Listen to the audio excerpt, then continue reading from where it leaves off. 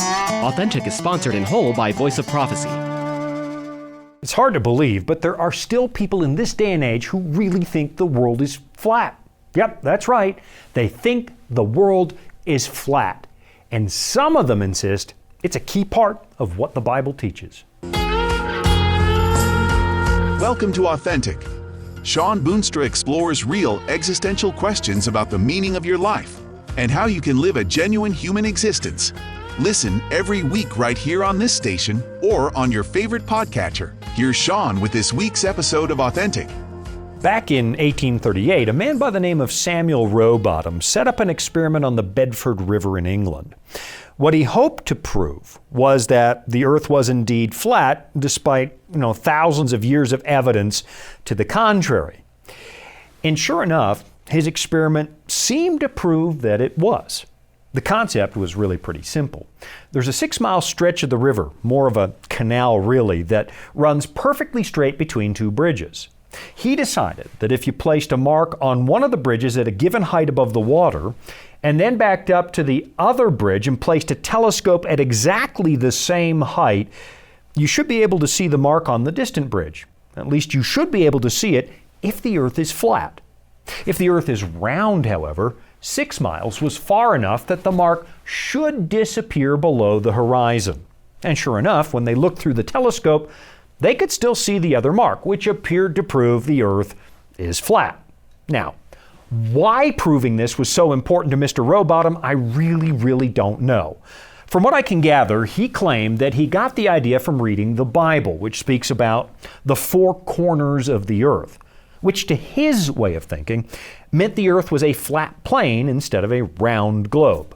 Of course, that would also mean that the language of the Bible does not allow for figures of speech. But for the moment, that's really beside the point. Somehow, he came to the conclusion that people like Isaac Newton and Copernicus were absolutely wrong. And in 1881, he published a book named Zetetic Astronomy, Earth, Not a Globe. And of course, given the wild premise of his book, he published it under a pseudonym. He called himself Parallax. But the problem with publishing his theories in 1881 was that they had already been conclusively disproven in 1870, when one of his own disciples, a man by the name of John Hampton, put out a public challenge inviting people to come and prove the earth was indeed a sphere. He even wagered the princely sum of 500 pounds that nobody would be able to do it. On January 12, 1870, he published an ad in the weekly journal Scientific Opinion, and here's what the ad said. What is to be said of the pretended philosophy of the 19th century, when not one educated man in 10,000 knows the shape of the earth on which he dwells? Why, it must be a huge sham. The undersigned is willing to deposit from 50 pounds to 500 pounds on reciprocal terms, and defies all the philosophers, divines, and scientific professors in the United Kingdom to prove the rotundity and revolution of the world from Scripture, from reason, or from fact. He will acknowledge that he has forfeited his deposit if his opponent can exhibit, to the satisfaction of any intelligent referee, a convex railway, river, canal, or lake.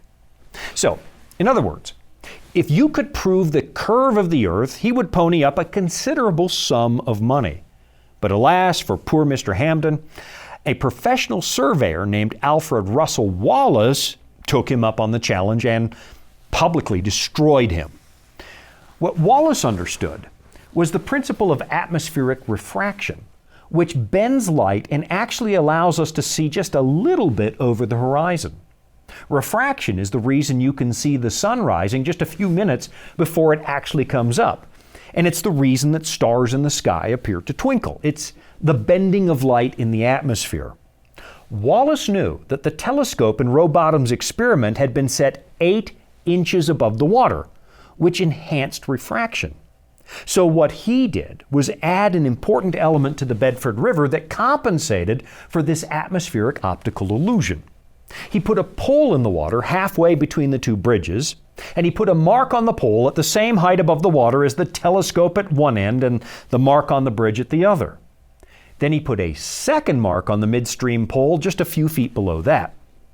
If the earth was flat, as Rowbottom believed, then when you look through the telescope, the top mark on the pole and the mark on the distant bridge should line up perfectly because they were the same height above the water as the telescope.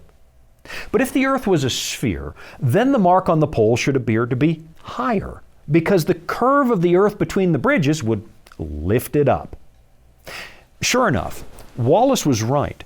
Not only did the top mark on the pole appear to be higher than the mark on the bridge, so did his bottom mark, which is exactly what you would expect if the Earth is a globe. Appalled by the devastating results, Mr. Hampton refused to pay the bet and even ended up in court trying to get out of payment. The humiliation of losing this bet publicly was so overwhelming that Hampton went on to badger Wallace without mercy for another 15 years. In fact, he even issued death threats. So, in response, here's what Wallace wrote in 1905. He said that the wager, quote, cost me 15 years of continued worry, litigation, and persecution, with the final loss of several £100. And it was all brought upon me by my own ignorance and my own fault. Ignorance of the fact so well shown by the late Professor De Morgan that paradoxers, as he termed them, can never be convinced, and my fault in wishing to get money by any kind of wager. It constitutes, therefore, the most regrettable incident in my life. Now, here's what I want you to think about.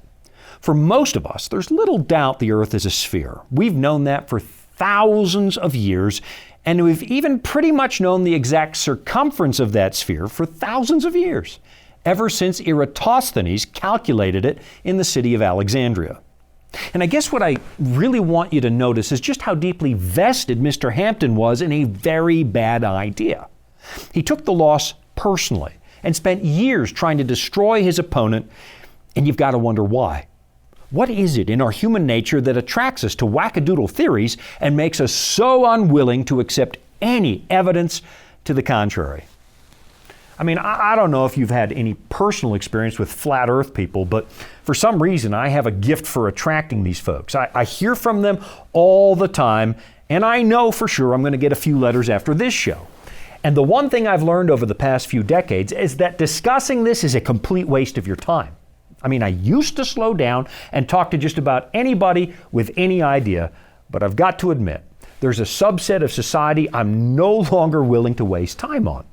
Last summer in the Northeast, there was this guy who approached me after I was done speaking in public, and he told me, man, I really want to talk to you. And I said, look, I'm a little busy because I've made some commitments this evening, but I'm going to be here for a few days, and so maybe on another day, I'll have a little time to talk with you after I'm done the meeting. And you know, my gut kind of told me he wanted to talk about something weird because, well, after almost 30 years on the road, you get a sense for it. So I probably shouldn't have promised him anything because sure enough, he proved very eager to talk. The next day, he approached me with a file folder full of photocopies and he said, I want you to read this. And as soon as I take a short break, I'll come back to tell you what was in that folder. Life can throw a lot at us. Sometimes we don't have all the answers. But that's where the Bible comes in. It's our guide to a more fulfilling life. Here at the Voice of Prophecy, we've created the Discover Bible Guides to be your guide to the Bible. They're designed to be simple, easy to use, and provide answers to many of life's toughest questions. And they're absolutely free. Sign up at BibleStudies.com today and start your journey of discovery. This is Authentic with Shawn Boonstra and the Voice of Prophecy. You know, I kind of find it fascinating how people with really weird ideas will beat around the bush when they first start talking to you because somehow they sense, well, you're going to reject them. And that's the way it was with this guy who approached me with his stack of photocopies. He started talking about a biblical commentary he'd read on the book of Ezekiel and how something in that commentary was bothering him.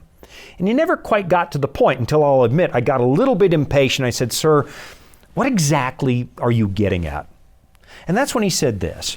Well, when I was in the Army, I worked in cartography, which of course you know is map making. And I spent a lot of time just thinking about geography. And well, I eventually noticed when I looked off the ship that the water in the ocean is completely flat. And it shouldn't be flat if we're sitting on a globe.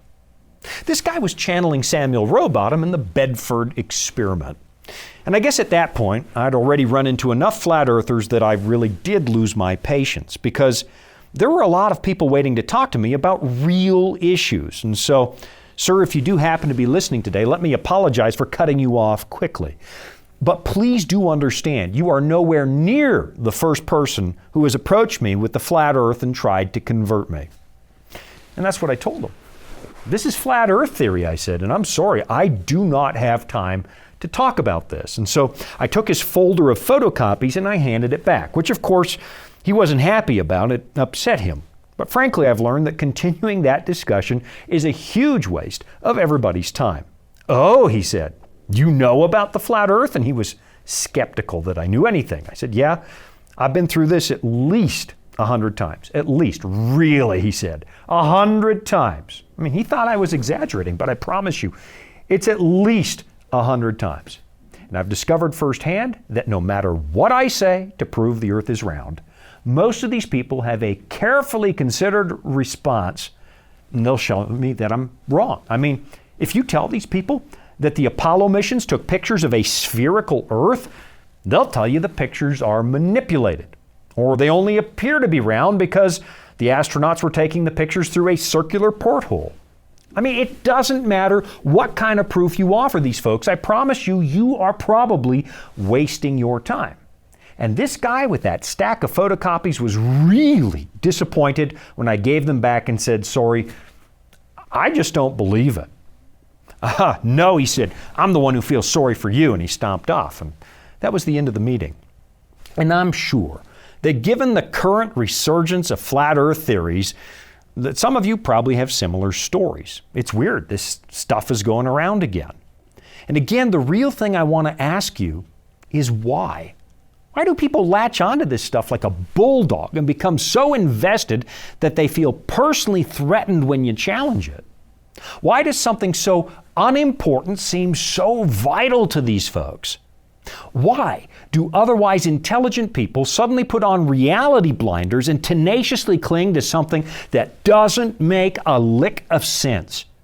Is there a fault in the wiring of our brains that makes us susceptible to these kinds of things? Is there a downside to the parts of our brains that help us recognize patterns? I mean, think about this. Pattern recognition is a really important feature in your mind because it helps you navigate the world and accumulate the resources you need. And recognizing patterns is also the reason that we can engage in any kind of empirical science. But that very useful function sometimes makes us see patterns that aren't really there, as in the case of pareidolia, which makes us see faces in places where there are none.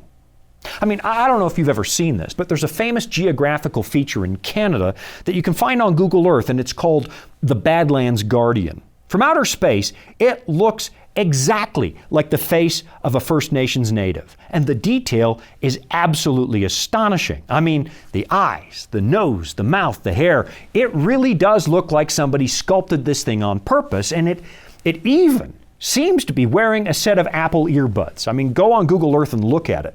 It's one of the most convincing things I've ever seen. But it's an optical illusion. The parts of the landscape that appear to be raised are actually depressions in the ground and vice versa. The whole thing is actually inside out. And the reason it looks like a human face is because our brains are very, very good at creating patterns. Same thing happened with that famous face on Mars. When Viking 1 first sent a picture back to us, this feature looked exactly like a human face. But then decades later, when Viking 2 went back with better resolution, the face was gone. It just disappeared. It turns out it was only there because our brains are so cleverly designed to recognize patterns. And I suspect that's a big part of what happens with some of these weird theories. The brain is remarkably good at taking unrelated facts and connecting them to the point where it looks like something you recognize. Then you add our natural predisposition to be aware of potential threats in our environment, and boom, you suddenly have a global conspiracy theory. Now, I've got to admit, for the sake of complete transparency, that I really am a fan of conspiracy theories. Not because I believe them, but because, well, I find the phenomenon so fascinating. From Area 51 to Sasquatch, from JFK to the Illuminati, I have a pretty good grasp of the nature and history of conspiracy theory. And I read these things for entertainment because, well, look, there's little doubt they're very entertaining.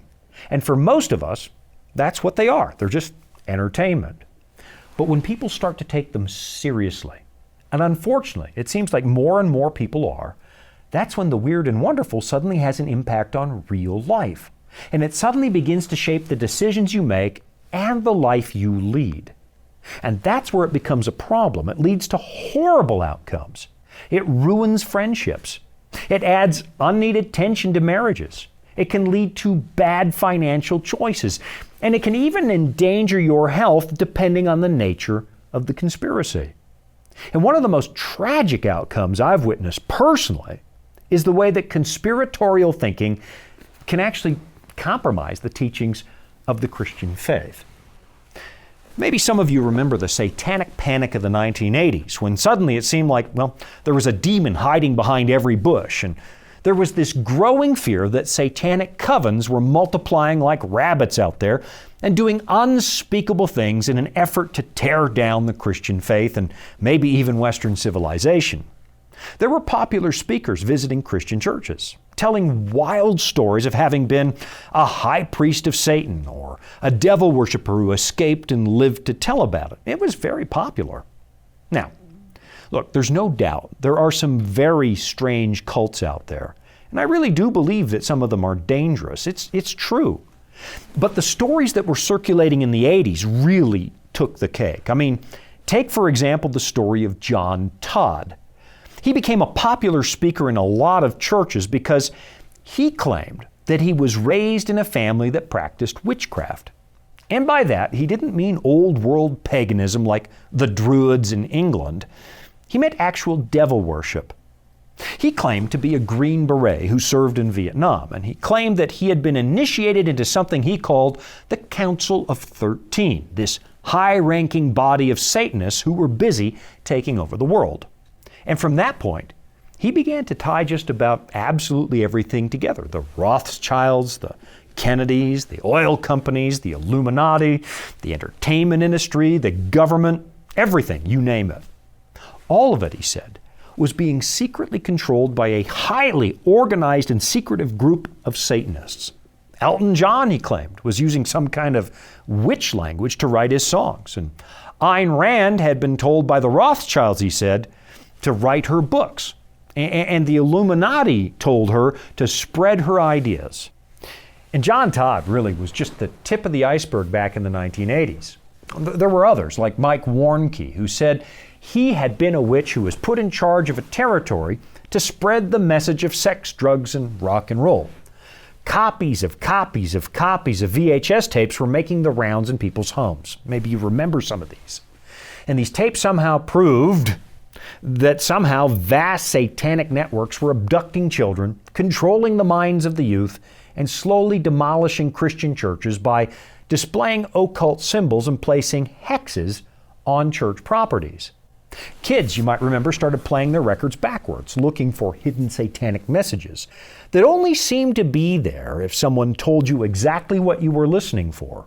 I remember the amazing buzz that went through one town I lived in when somebody said, hey, a satanic coven went to a vacant church property in the middle of the night last night to curse it. We found a circle on the ground and now the church can never be built. Rumors circulated in my city that on Halloween the hospitals had to post extra guards in the maternity ward to prevent satanic abductions. Now, again, I'm not saying there's no such thing as a satanic coven or destructive cult, because, believe me, those things really are out there. But the idea that they're all connected in one grand conspiracy run by the world's Jews or the Illuminati, that's the work of overactive imaginations. And I'll be right back after this. Here at the Voice of Prophecy, we're committed to creating top quality programming for the whole family, like our audio adventure series, Discovery Mountain. Discovery Mountain is a Bible-based program for kids of all ages. Your whole family will enjoy the faith-building stories from this small mountain summer camp and town. With 24 seasonal episodes every year and fresh content every week, there's always a new adventure just on the horizon. Check it out today at discoverymountain.com. This is Authentic with Shawn Boonstra and the Voice of Prophecy. The real problem with the likes of John Todd and Mike Warnke is that pretty much none of what they said was true. Mr. Todd ended up in jail convicted of rape, and after he was released, he landed in a psych ward. Mike Warnke, who also did stand-up comedy for some reason, was exposed by Christian journalists who showed that he'd been making up the whole story. And at the end of the day, Christians and Christianity ended up with yet another black eye. We looked utterly foolish because we were out there selling these ideas, and the actual message of Christianity had kind of faded into the background. It reminds me a little bit of a story that you find over in the book of Acts, which interestingly enough also has ties to the occult. You find it in Acts chapter 16, where Paul is visiting the city of Philippi in Asia Minor, and he's plagued by this girl who follows him around announcing his presence. Here's what it says. Now it happened, as we went to prayer, that a certain slave girl possessed with a spirit of divination met us, who brought her masters much profit by fortune-telling. This girl followed Paul and us and cried out, saying, "These men are the servants of the Most High God, who proclaim to us the way of salvation." And this she did for many days. Now, you would think Paul might be happy for some free advertising because, there's no such thing as bad publicity. But not so in this case. It continues again in verse 18, and it says, "But Paul, greatly annoyed, turned and said to the spirit, 'I command you in the name of Jesus Christ to come out of her.' And he came out of her that very hour." So here we have a genuine occult practitioner, the real deal. And she's telling everybody to listen to Paul. This is a servant of the Most High God, and if you listen to him, you will find salvation. Of course, that was true. If you listened to Paul, you would. But Paul shut her down because this was a case of bad optics. She was the last person he wanted endorsing his message. She was actively discrediting him, making him guilty by association with her. And in some ways, that's what happens when Christians go off message with their conspiracy theories. They read a few popular books, or they lay awake at night listening to Art Bell and George Norrie, and they start to preach what they're hearing, as if it's true, and as if it ties into the Bible. Suddenly, there are hidden enemies everywhere, and we become obsessed with exposing the so-called secret enemies who are pulling the world's strings. And sometimes, occasionally, wouldn't you know it, they prove to be right. Sometimes there are government scandals. Sometimes there are cover-ups. Sometimes there are plots to overthrow the government. Now, the real thing is seldom as juicy as the elaborate stories people weave or the complex charts they create to link all the powerful people in the world, but sometimes conspiracies do happen. I mean, of course they do. Just look at what happened to folks in Tuskegee. But the question Christians need to ask themselves is pretty easy. Is this theory the message of the gospel? Or maybe we should just ask the question, so what? What difference does this story make? Is there a chance, when you find yourself drinking at the fountain of global conspiracy, that you're actually causing harm to the cause of Christ? Let me go back to the flat earth thing for a moment. And I know this is one of my favorite subjects. More often than not, these people will talk about a global conspiracy where NASA is working overtime to keep you in the dark. But as you probe it, it begins to look a lot like all the other conspiracy theories. And occasionally, when somebody assaults me with their firmly held belief that the earth is flat, I just ask them one question. What does it matter? Are you planning to go to space? Are you planning to launch a satellite? What does it matter? And that's the important question. I mean, it's easy to see why the existence of God would matter. If there is a supreme being and he has moral standards, that would be good to know. If you and I were created by God, that matters. But the shape of the earth, it doesn't matter. It doesn't affect my life today. For 99.9% of people, it doesn't make a lick of difference. And by wasting your time on foolishness, you may well be playing the role of the servant girl, casting shade on real Christianity. Most of the conspiracy theories that circulate in churches remind me of the advice Paul gave to a budding young preacher named Timothy. And he says this in 1 Timothy chapter 1. He says, "As I urged you when I went into Macedonia, remain in Ephesus that you may charge some that they teach no other doctrine. nor give heed to fables and endless genealogies, which cause disputes rather than godly edification which is in faith. Apparently, the spinning of fables was already a problem in the early church. People were engaged in pointless stories and disputes, and in the process, they were experiencing the tragedy of mission drift, where they were no longer focused on the real message of Christ.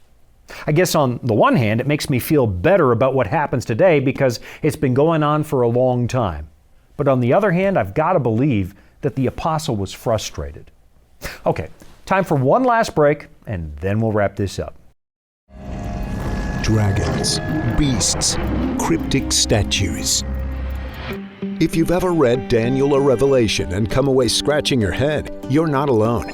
Voice of Prophecy's free Focus on Prophecy guides are designed to help you unlock the prophetic mysteries of the Bible and deepen your understanding of God's plan for you and the world around you. You can study online or request them by mail. Visit BibleStudies.com and start bringing prophecy into focus today. Welcome back. It's Authentic with Shawn Boonstra and the Voice of Prophecy. Back in the earliest days of the Christian church, there were believers who started to blend the teachings of the pagan mystery schools with the teachings of Jesus. Today we call them the Gnostics, a word based on the Greek word for knowledge, gnosis. And the basic idea was this: it's a special group, the enlightened ones, who had secret knowledge that nobody else had. And of course that was very appealing because who doesn't want to be part of the intellectual elite? The problem was their system of belief completely distorted the teachings of the gospel. And unfortunately, the same thing still happens today. I think sometimes people just want to feel important. They want to feel special. And when they get the idea that they're the only ones who understand the real nature of the world, that they're the only ones who can really see what's going on, well, that can be a little bit intoxicating. But the problem is this: it's not the message of this book. Conspiracy theorists like to preach things nobody could possibly know. You can just never prove them. They have a message about what people supposedly do out there somewhere in secret. And there's never any evidence, never any real proof.